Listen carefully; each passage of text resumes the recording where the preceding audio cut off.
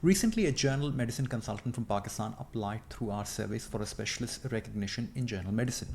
He was in his mid-40s and not the most tech-savvy, but highly committed. We helped him craft a strong application and prepare for the RACP interview. He was found to be substantially comparable, which was not surprising given his experience, within just 12 weeks or 3 months of the application and interview. After that, we modified his CV, supported him through the job interviews, and within 6 months, while still based in Pakistan, he secured a role as an advanced trainee in medicine, which was according to the role of a peer review assessment as per RACP. The model, it's not just about the paperwork, it's the person behind the profile. The passion, the persistence, and the preparation changes the outcome for everyone. And I'd like to start off with a thought. Do you think that Australia is unfair, or do you think everything in Australia is fair?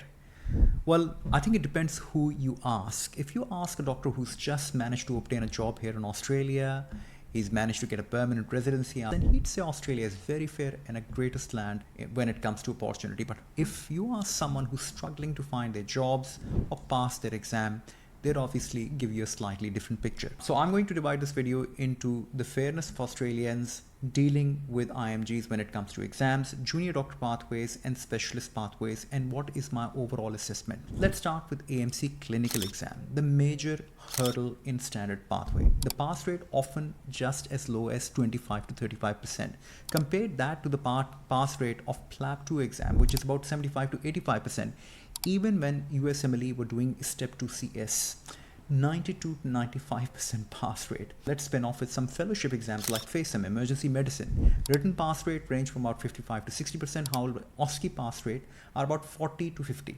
Overall result would be fluctuating anything between 40 to 50% depending on the year. What about the FRACP, which is an adult and pediatric medicine exams here in Australia? Divisional written exams for adult medicine in February 2024 had a pass rate of 81.1%, while the pediatric and child health had a pass rate of 86.2%. The results for IMGs were hugely different. What about the FRAX exam, that is the surgery and all the allied specialty? Pass rates vary by surgical specialty. Overall, it is said that RACS pass rate are somewhere between 40 to 45%. FRACGP, general practice, AKT up to 91.3% for first attempts, KFP 76.9%, clinical exam 89%. IMGs, however, have got a pass rate of about 37 to up to 45%. These are the IMGs who are outside the training pathway, coming in through the lateral entry. FRENSCAR or radiology 2022 written exam had an overall pass rate of 65.6%. OSCE exam had a pass rate of 56.7%. So overall, somewhere around 60 to 61%. For IMGs, 42.3%. FRENSCOG, that is obstetrics and gynecology. They haven't released any public pass rate, but talking individually to different doctors, it is a very tough exam. An exam can be a major hurdle. And whenever somebody says that exam is a major hurdle, I would immediately put that in a ballpark figure of about 35 to 40%. FRENSCAP, which is psychiatry, MCQ pass rate 60 to 82% and CEQ 70 to 75%. One thing which has consistently been true for every exam that IMGs show lower success rates compared to the local trainees, and especially these are the IMGs who have gained entry through the lateral entry pathway or specialist pathway, or these are the IMGs who have joined the training often late in their career. Why the low pass rate? More exams in Australia, OSCE have strict binary system. One mistake can fail the whole station. There are high expectation on communication and safety netting mechanism. Almost all exams have complex social, cultural scenarios with indigenous health and cultural competencies and ethics, which we're really not sure about how to deal with them, and we easily overlook them because once we're training in our countries, we don't have these sort of peculiarities in our curriculum. What is the solution? Exam-oriented practice with critical feedback. I think this is the most important thing. You might fail 10 practice tests to pass the final exit exam rather than having an excellent feedback on practice run and being in the dark right all the way up to the exam. Access to recall station and mock OSCE prep should be vigorous. For every OSCE scam, try to build a group. Critically appraise each other. That's where you're wrong. That's where you're right. This point is good. Not only it'll save time, but it will also motivate and encourage you during the crucial and very heartbreaking times and hard times of exam preparation. Is the job market unfair? Even after passing exams, especially the AMC Part 1 and AMC Part 2, I won't say as much as AMC Part 2, IMGs do struggle to find work. Why? Well, some of the reasons are there is no universal matching system. Every state in Australia acts like a separate country. In terms of the data, over 3,000 international medical graduates pass AMC 1 exam per year, but only fewer than 250 to 300 WBA positions are available. So what's the solution? As competition gets tough, improve your clinical experience. Try go back home and improve your clinical experience up to 48 months of mixed clinical experience. Understand the logic and the science of recruitment. Every job recruitment is a very specific issue and requires a very specific strategy. For example, it may look like recruitment cycle which starts in May. For January clinical year, have your exams sorted out, that is AMC 1, or if you're planning to do AMC clinical, that too, and have your AMC and EPIC numbers and English exams sorted out. Even though English exam is not the requirement, don't get me wrong, but it reassures the employer that this candidate's perhaps got good level of English. I have seen certain candidates, especially in the GP land, who've not been able to take on their job offers because they could not pass their English tests. So employers are a bit reluctant now to entertain CVs without an English test. So be sure also to create a CV in multiple formats, not just have one CV. Write your application selection criteria. Make sure that you're just not heavily reliant on artificial generated AI responses. Otherwise, everybody would look excellent on the CV. It's all about narration, the stories.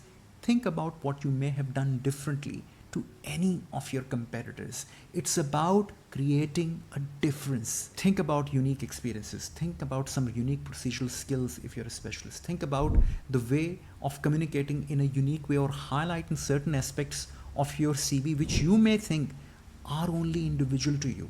Now, specialist colleges are seen as somewhat of a gatekeeper, not enablers. They have two main fundamental targets: to ensure compliance on the standards which APRA has set out for the specialist assessment, and to create a business model to function as a college. Overall, 10 to 20% substantially comparable, 40 to 50% partially comparable, and 30 to 40% are not comparable amongst all of the colleges, of which notorious are the ones of RACP's rejection rate as much as high up to 60%, and RACP, which is psychiatry, nearly 50% non or partially comparable.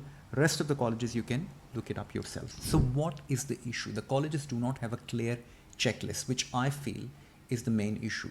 There is no checklist of requirements in terms of training and the time requirements of a consultant. The colleges also don't have requirements published when it comes to the procedural numbers. Requirements, for example, arthroscopies, endoscopies, elective arthroplasties. When it comes to some of the other niche work, which is not bread and butter training work that you would expect it to do back home in Pakistan or India. There are other experiences like, communication, ethics, cultural competency, which are completely unheard of when it comes to overseas migrant specialists. And they're also not highlighted in terms of their selection criteria or assessment criteria when it comes to specialist application. But when you get the rejection reports are very generic. And those reports are almost as if they're copy-pasted for all of the candidates. Interviews of the specialist college. Now, interviews can sometimes include clinical discussions in addition to going through the experience and exams. So what's the solution? Now, read Australian training curriculum and compare it with your own curriculum. I'm surprised to see how many specialists say to me that they've never seen the MD, MS or FCPS curriculum of their own specialist training back home in their own country. Maintain documentation like a hawk, like logbooks, like complex patient management interactions or discussion. Have a portfolio. Look at the application form. Give it a real hot go yourself. Again, mentorship to have your raw application and interview modified is good for a better outcome. But at the same time, it must be built on your prior understanding of the process. What is my conclusion? So, is Australia unfair to international doctors? Not deliberately, but it is unsympathetic, opaque, and also I'd say outdated in many ways. The process of your success starts from the first day of your research and finding your own deficiencies and then improving it with an active effort and the right mentorship. Don't get me wrong, you do need guidance. As you know, that competition is increasing across the board, the junior doctor, the GPs and the specialists. So you need to really put in your skin in the game. That doctor from Pakistan, he actually went on and asked that many questions that it irritated everyone. But success was his, and he knew how to get it there despite his deficiencies in terms of tech. There's not going to be an above average, well published and well publicized doctor who is going to get the job. It is going to be an average doctor. But that average doctor needs to have a very above average approach and strategy. Lastly, beware of mediocre mentorship. And there's plenty, unfortunately, out there. Be wary and invest in yourself. Now look after yourself and each other, and I'll catch you in the next video. Goodbye.